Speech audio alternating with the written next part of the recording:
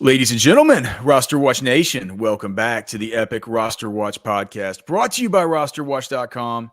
My name is Alex Dunlap, joined, of course, by the Trashman. Still in London, Trashman? Still on your European vacation? No, I'm in Amsterdam right now. Are you really? Yeah. Okay, and Cody Carpentier. How long have you been in Amsterdam, Trashman? 2 days. You staying in I'm sure you have like some beautiful model that you're staying with or something. You're not staying in a hostel. No, I'm not in a hostel. No, not at all. Okay, so no comment on who he's staying with. So Trash Man out there jet setting across Europe. Happy to be here with you today to talk about some season-long player props that are available. I went through and I made a tool that I'm going to be putting up for our pro members at RosterWatch.com where I took the season-long player props for wide receivers from a combination of DraftKings, Underdog, Prize Picks, and FanDuel. As far as the receiving yards, as well as there's receiving touchdowns markets on most of these guys as well. From the receiving yards, you can look at the historical data and some of the projection stuff that we'll have coming into this year for the yards per catch, where you can extrapolate out implied receptions props based on these guys' historical usage and any kind of differences and changes that we plan on seeing. And there are a couple of these that I was interested to hear from you guys about whether you think some of these guys, we've talked about the Chris Godwin stuff, if he's in the slot, and whether we use 2022 or 2023 baselines for his implied receptions totals based on this yardage. So there's a couple of things like that, but some interesting things, because what you can do once you get all these implied numbers and you put together this stuff, it's going to be different from the projections. But what this tells us is what the sports books are saying, and that's usually a pretty tight market, a little bit looser than, sides and totals from week to week, or certainly season-long player props. But there's big differences from various, I guess, sports book to sports book. I know that, Underdog and there's a lot of disparity that I noticed. Yeah, they're not really considered sports books. They're DFS sites where you can put in the entries and stuff. But you can use these things as props. And for guys, these dudes at the top, the CeeDee Lambs and Tyreek Hills and Amon-Ra St. Brown, these kinds of guys, right? You can find projections and or props at all of these spots. And what we do in that case is take the average of them. Some of these guys that are a little bit, maybe I don't think people are just flooding to the every book to try and get a prop on like Curtis Samuel or something like that. So in that case, we'll just have like the one that we're using, but you're able to see on the tool what the average is, what the projections are. And then those are extrapolated out to season long per game scoring and standard, half point PPR and in PPR. So it just, as I'm putting together the first version of the redraft cheat sheet for PPR, which should be out within the week or so, Cody and I are already testing it. It just kind of says like, well, what is the market? What are the markets, the sports betting markets telling us about this stuff? And the first thing that really popped out to me, and you guys, any takeaways that you might have here is, well, I should first say this. There are certain players who they're not giving us markets on. They're not giving us markets on any of the San Francisco guys, because the San Francisco got their prob. I would imagine that they're all spooked, saying we're Ayuk. Yep. Yeah, with Ayuk, Deebo Samuel, what if one of these dudes gets traded? We don't know what's going to happen with it. There's nothing that we can find on Tank Dell, which I find interesting. Nobody has anything on him. There's nothing on Hollywood Brown. So because they can't catch him. So if we're looking here, that's like what, wide receiver 14 and 15 as far as ADP in the two San Francisco guys, Brandon Ayuk and Deebo Samuel. Tank Dell is right now wide receiver 30. We can't get anything on him. Hollywood Brown at wide receiver 36.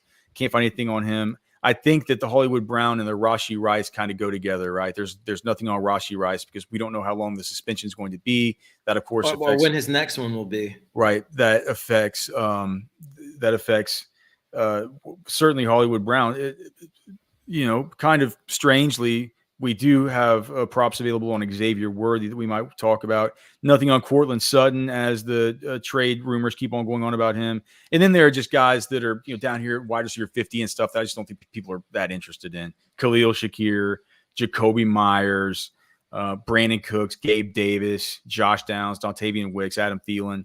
So whenever we talk about these guys, what I did was I took out those players and listed them by their ADP ranks, right? And so just remember, these ADPs won't be perfect, but the ADP rank will be what we're focusing in on here. So among these players, the one that really stood out to me was Mike Evans.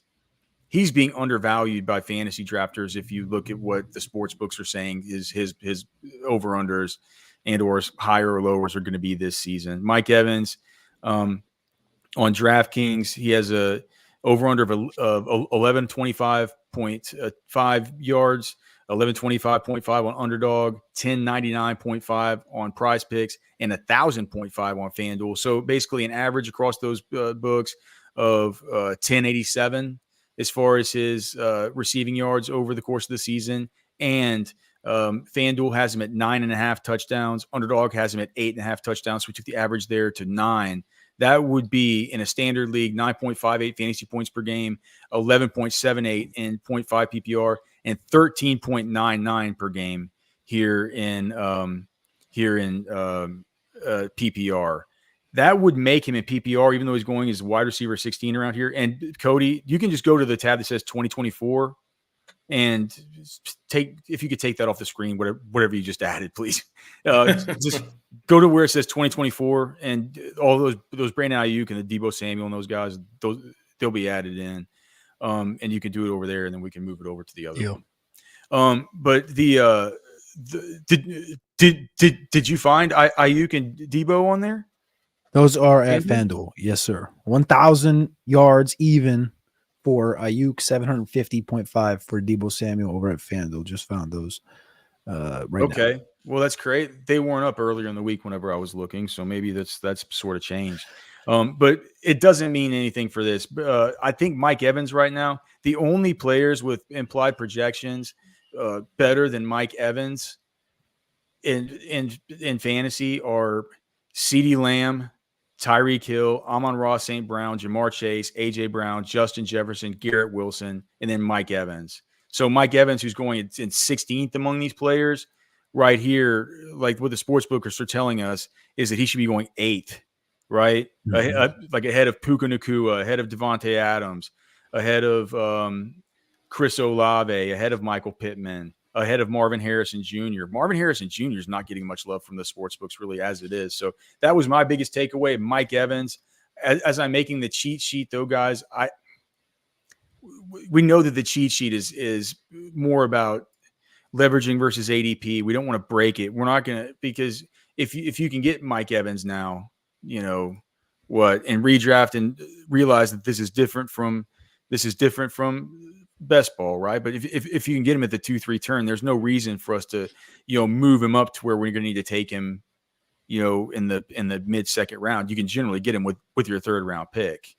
As I've been doing these simulations, I've had a lot of situations where I'm having to choose at the 2-3 turn between like a Mike Evans and a Derrick Henry, who I have interest in the third round while he stays there. I think you can kind of get them both if you're going for that sort of build. What do you guys think about Mike Evans? And how do you compare him vis-a-vis dudes like, Ayuk or Nico Collins or, Deebo Samuel, even up to dude like Drake London showing up bad in this thing too. There's like, what are your thoughts on this? That was the one. The one I was going to say was Drake London immediately that caught my eye with the sub 1,000 projection. It's 975 across the board at DraftKings, Prize Picks, and FanDuel. And if you're just looking at this straight on when it does get released at RosterWatch.com, you can see like there's some of these books are vastly different than others. But with Drake London, it's like consistently 975 across the board. And the hype and the helium that he's received over the course of the last 3-4 months with Kirk Cousins and with these other weapons coming into Atlanta and the new coaching staff, it's like, well, Drake London's teed up for, 1,300 yards, and he's all getting drafted all the way up to wide receiver 12 right now. And he comes in here in PPR around wide receiver 20. So you can see the helium's kind of jumped the shark a little bit, obviously, on Drake London. Yo, man, he had 905 yards last year. I think it's a better season. But everyone's expecting this. Right? They're expecting top of the line. Well, but I mean, just the difference between Trashman. I mean, isn't the difference between Kirk Cousins and everything he had throwing to him last year enough to make you think, well, yeah, he can add 70 yards onto that total? Yeah, that seems like a pretty easy total to beat there. I mean, and as far as Mike Evans goes, I mean, I think people are waiting for the other shoe to drop. You know, I think it's kind of like a Keenan Allen situation where they feel like this guy's getting older. But that was Keenan Allen last year, and then he just goes out and just blows it up. Right, you know, and so I think people are waiting for the other shoe to drop. And I think as long as that's the case with somebody like Evans and like a Keenan Allen, you know, on the Chargers last year, I feel like it's a situation that you can take advantage of for sure. So do you think Mike Evans should be taken before Drake London? It sure feels that way. I mean, it looks that way, especially when the numbers come out like this. If you're in a touchdown premium league, I think so. What do you mean a touchdown premium league? All receiving touchdowns are 6 points. I think you're saying like you mean in a league that's not PPR and stuff? Like yeah, a league that's not PPR. Yeah. So in a standard league. Yeah. But standard. All right. So standard. So all right. So if like because I want to talk about this. It's just here's the thing. It's that Drake London right now. What is it, like 6.5? Is going he's going 4 spots ahead of Mike Evans. And I think maybe on the cheat sheet, if we get Mike Evans and Drake London back to back with Mike Evans behind London, I think we would probably not get as much London as we would get Evans. Right. But I don't just because the props are showing this. For one, I think that the over is the right play on that 975.5. I think that's going to go over. I think this is wrong. And so I don't want to say I want to be out on London. I like London this year. Right. I think there's value to be had in Evans. So I think what it needs to be is I think we need to stack those two guys right next to one another. And then the question then becomes, what do you guys think about like the Chris Olave, like Devontae Adams, when you look at their stuff? Before we move off of Drake London though, like do you believe though, after reading this data, that like wide receiver 12 is a bit high? Like I know we're talking in context of Evans and London, but they're not going off the board back to back right now in ADP, right? The ADP is a little bit different, where it's Evans is 16, London's 12, and the directions of these two guys is they don't feel like they're getting closer. They feel like they're getting further apart. Given the age with Evans, he might fall down to wide receiver 18, where London has just been tick, tick, tick, tick, tick. The price tag at this point, like if we were drafting Drake London 2 months ago at wide receiver 16, 17, 18, that's different, right? But at this point, wide receiver 12 is a little hot.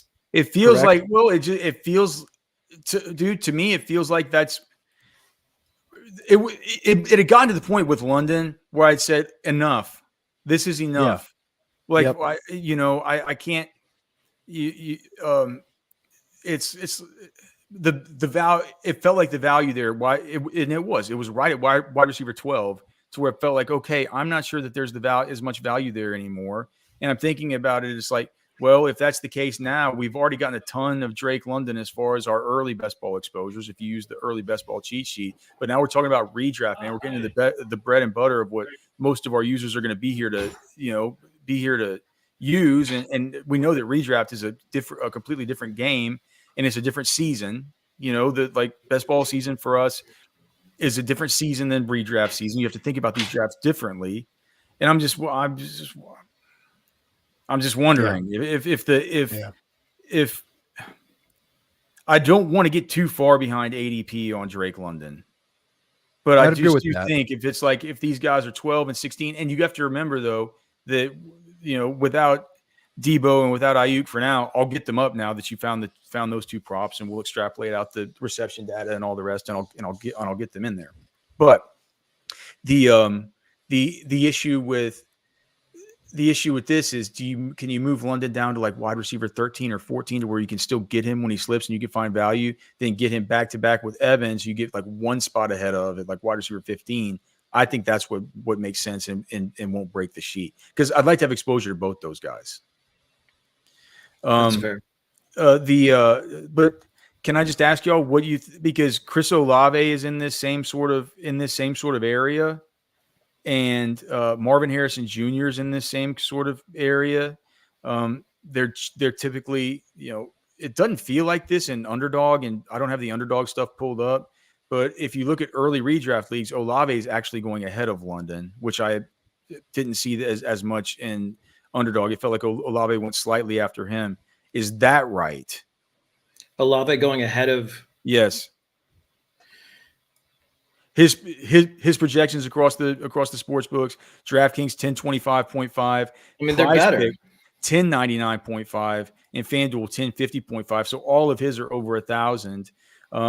He's only has the 5.5 touchdown over under, whereas I think it was 6.5 for London, correct? Yeah, 6.5 for London. But if you just look at it on a game by game basis, we're looking at one more point for PPR for Chris Olave if we're to judge on the sports books. Now, like I said, when our projections come into this stuff, it's going to. I think we're to be higher on London. I think this is probably going to be right in line with where we're going to be on Olave. I lean Olave. I also just brought up underdog, which you just referenced a second ago, and saw that Drake London's ADP bumped up again. He's up to wide receiver 10 currently over at underdog. And okay. I just think when you're context with context looking at Olave and London, and Olave has given you back-to-back 1,000-yard seasons, I think the big Olave's the better player. He's the better player, and that's the big conversation we had going through the pre-draft process. I remember having those conversations. Garrett Wilson, Chris Olave, we love them both. Olave gives you a little bit more of the 1,500-yard upside, whereas Olave, we felt very good that every single year you were going to get 950,000 plus every single year, and you've already gotten that the first 2 years.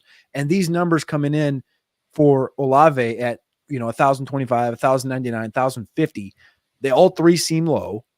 They see it based on what we saw last year in New Orleans, based on the weaponry that they haven't brought in for competition with Olave. It seems low, and like Olave is a shoe-in for a 1,250, 1,300-yard season, and being the model of consistency where I feel much better, even though Derek Carr is the quarterback and Rattler's the backup, and maybe that's a little shaky. Carr can still get that ball out to his number one receiver, and it's pretty clear Chris Olave is the number one receiver. Whereas in Atlanta, you still have to create that connection with Kirk Cousins and Drake London. You still got Kyle Pitts. You still got Darnell Mooney and Rondale Moore who are going to be running around, and you just happen to have one of the best running backs in football lined up back there. So I definitely favor Olave in this conversation head up, in fantasy drafts, and the ADP's back-to-back. London jumped the shark on Olave. I would just lean Olave. Just like Trashman said, he's the better player. Olave's found money. I do feel that Drake London, if we're talking about props here, I think that's the prop to attack in comparison to Olave's. Oh, yeah. I mean, I think I have trouble choosing between the two, right? Yeah. With London and so it feels like it's like 100 yards off for Drake London.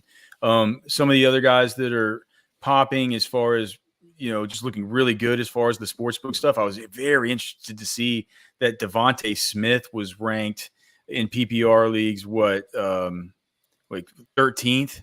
And out of these guys, he's the 20th off the board, which was interesting. There's some that go the other way, like Drake London. It's bad, right? It's even worse for DJ Moore. DJ Moore is looking like a dude that, it's like the books are completely not in line with the fantasy community as far as where he's going 14th off the board as far as the wide receivers that we have listed here, as far as the projection, the implied projection based on the yardage totals and the touchdown totals for DJ Moore, 22nd off the board. So, it's maybe something to keep an eye out there. But the one thing I wanted to talk to you guys about and see if we could get sorted. This is a really tough thing, and this is PPR only. What are we to make of the fact that Amon-Ra St. Brown, if we just go, so everybody pegs him at 1250.5, every single book, right? And 8.5 touchdowns. So over the course of a PPR season, you're looking at an average extrapolating out across that total. And the thing to remember about him is, he's projected for the most catches of anybody, even more than CeeDee Lamb, right? 105 catches. is the implied reception total here for him. So we know the volume is going to be there. We know he's really consistent from week to week. For season long fantasy, that's something that I value more than I value the spike week production of a Jamar Chase and of a Justin Jefferson. I think with both those, with Jefferson, it's probably easy to say, well, how long is it going to take for him to connect with his new quarterback? You know, like we're talking about London, he's getting Kirk Cousins. Well, I mean, Jefferson's losing him. You know, I mean, with Amon-Ra St. Brown, it's all the same. It's not quite the same. Well, why?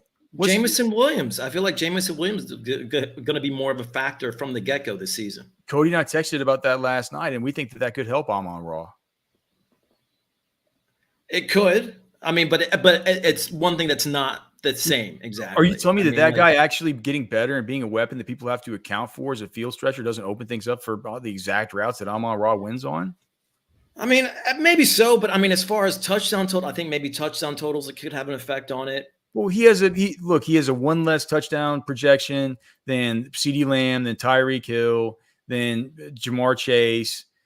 Justin Jefferson has a lower touchdown total at 7.5. 8.5 for Amon-Ra St. Brown. And here's the other thing about him. It's the schedule stuff, right? You look at the game environment schedule deal. Amon-Ra only plays 3 games out of a dome all season long. The Lions have the third highest average implied team. Is it the third highest average? I mean, I'm not saying that he won't reach those goals. I'm just saying that is something that I think could have an effect on his totals this season. All right. I'm sorry. I want to make sure I get this right. They certainly, so yeah, only 3 games next year, not in a dome. I can't believe it. They play in a dome. Then they also have away games at Arizona, Dallas, Minnesota, Houston, Indy. It's like only 3 games aren't in the dome next year. And then if you look at the game totals and spreads, I'm sorry, the second highest average implied team total on a per game basis, only behind San Francisco, is the Detroit Lions. There's going to be a lot of offense, dome games, good environments. Amon-Ra St. Brown. I feel like if Jahmyr Gibbs gets more action this season too, that's going to take some targets away from Amon-Ra. I mean, if you're on the clock, you're taking Jamar Chase over Amon-Ra St. Brown in PPR. I don't think I can do it. But here's the thing. That goes against the conventional thought, right? Even Justin Jefferson is going ahead of him. Yeah. With a brand new quarterback. I'm not doing that. I'm more likely to do it with Chase than I am with Jefferson. So that's the deal. So if we're going to split the baby here, then it might be on the cheat sheet, Jamar Chase, then Amon-Ra St. Brown. Where does Bijan Robinson fit into that mix? Do you take them both before Bijan? Or do you have a choice between Bijan and Amon-Ra? Yeah, I do, and that's just because Bijan. I think that's the biggest variable there. We're expecting a lot out of Bijan this season. Okay, so let's just say, all right, let's just say we're in a PPR league. First 3 players come off the board. Bang, Christian McCaffrey. Bang, CeeDee Lamb. Bang, Tyreek Hill. Okay, now what? Should it be a choice between Bijan and Jamar Chase? Should it be a choice between Bijan and Amon-Ra? Should it be Jamar Chase and then the choice was with the next pick between Bijan and Amon-Ra? I think it's St. Brown and then it's Bijan or Chase. Okay. What do you think, Trashman? You're sitting in the draft. I'm taking St. Brown. I'm taking Chase there. In a PPR, is it just because you just crave upside and you're a complete degenerate for these big games? Like, is that basically? Okay. Well, and I think I can make up for those PPR points in other places. Well, I mean, it doesn't break ADP, and look, we have Anthony Superstar. Thanks to everybody in the chat. Jamie Pierogi, Applied Literature. Anthony, super PPR star. I mean, we definitely appreciate you guys, and thanks to everybody for listening on the podcast as well. While y'all are here, if you could leave a comment or give us a like, we would really appreciate that, and leave us a 5-star rating in Spotify or Apple or wherever you listen. We would certainly appreciate that stuff. I don't know. It's like I think that making Jamar Chase where you have to take Jamar Chase at 4. I'm not sure. I wish we could. I wish the cheat sheet. I wish the cheat sheet would give me something easier to do with this thing. Right now, I'm inclined to just say that it should go Christian McCaffrey. The first 3 picks should be Christian McCaffrey. I mean, and we're going. I mean, off of Jamar Chase, who last year didn't have his quarterback for a portion of the season. Well, here's the thing: he kind of never does. I hate to bring it up about Burrow, but he's always hurt. I'm not going to say we're going to just put that heavily into the projection, but and for Dynasty, I mean, it makes a lot of sense to have Jamar Chase. I think we've had Jamar Chase over Justin Jefferson because we just love the fact that he's connected to Joe Burrow long term, but on a season by season type of situation here, and this is redraft we're talking about. This isn't best ball. This isn't Dynasty, and I just think things have gotten better for Amon-Ra St. Brown. I know he got paid, but he's the last guy who's going to lose motivation. That guy's motivated. That guy still. That guy walks around like his chip is sick. He's like tattooed on him like 23 or something, like the number of receivers that got taken ahead of him in the draft. He still cares about that. You know what I mean? It's I don't know. It's really tough. I think what it means to me is that you want to be picking 1, 2, 3, 4, 5, picking top 5, top 6, right? Then you can be sure you're going to get either McCaffrey, CeeDee Lamb, Tyreek, Bijan, Amon-Ra St. Brown, Jamar Chase. And then because after that, it's probably Breece Hall. But then after that, you're just like, well, all right, now it's got to be Justin Jefferson. Do I'm going to take Jahmyr Gibbs? I mean, AJ Brown. So that's interesting. Brown, for sure. That's the thing is what I was just going to ask was we're 100% on board that Bijan ahead of Jefferson 100%, right? Like Jefferson feels like he's that 7th guy in that conversation. You just brought up Breece Hall though ahead of him. Yeah. Well, do you think there should be a choice between Breece Hall and Justin Jefferson, or a choice between Breece Hall? I would say, I mean, that was like I was interested to see what the thought was because you guys just brought up, Chase, Brown, and Jefferson, and it feels like we're all 3 pretty strongly on Chase and Amon-Ra St. Brown, and it feels like there's a kind of a little drop down to Jefferson, who has been dominant, just got the fat contract, but he's got the new quarterback, he's got Addison. It just feels like there's a tier there, and then I mean, Trashman. I mean, he certainly has N'Keal Harry. I can try to say that. I mean, it's going to take some. There's going to be a strong maybe 2 targets are going to get taken away from Jefferson. Hey, who knows who Darnold will prefer as a consistent target in that offense? Dude, I mean, to me, we do all this stuff, we do all this work, we do the strength of schedule stuff, we do the analysis, and whenever something pops out with all the good factors for the Detroit Lions this year, it just feels like, man, if we don't take that into consideration here and we can look at something objectively here, and our projections aren't going to be that far off for these guys if we do give the proper docs to Justin Jefferson for the quarterback change. Still love him in Dynasty. Just worry about a little, even if it's just only 5 slow games to start. I mean, that matters. Yeah. We'd like to get off to a fast start in fantasy football. So we're the team who's able to make the trades, who say like we go to other teams and you're like, man, your team stinks. Like I'm not going to take I'm not going to take some bump trade from you. Like I want you panicking with your 1-3 team coming to me and me saying, look, you have to deal with me. I have the good team. We like to get off the hot starts for that reason. So So then between Chase and Amon-Ra, should we be looking at the first 5 games between those 2 guys?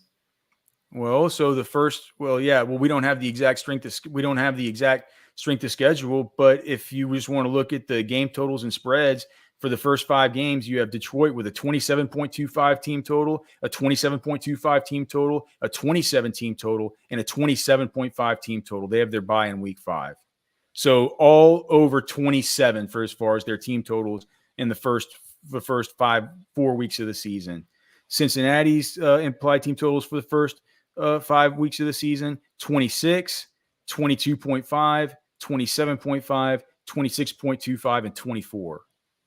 So probably an average of by 3 better implied average team totals over the course of the first 5 games. If you look at just the game environments, you have 4 dome games for the Detroit Lions. Cincinnati over the course of their first 4 games, they have at home versus New England, at KC, they have to go to Washington. They're at home versus Washington. They have to go to Carolina, and they're home versus Baltimore. All outdoor.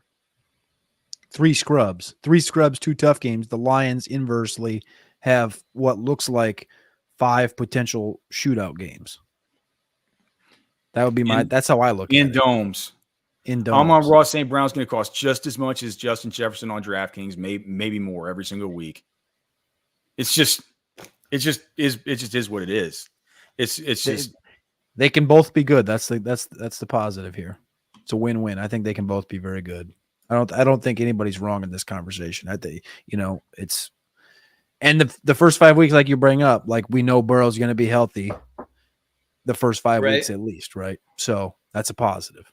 Trashman, for you, is the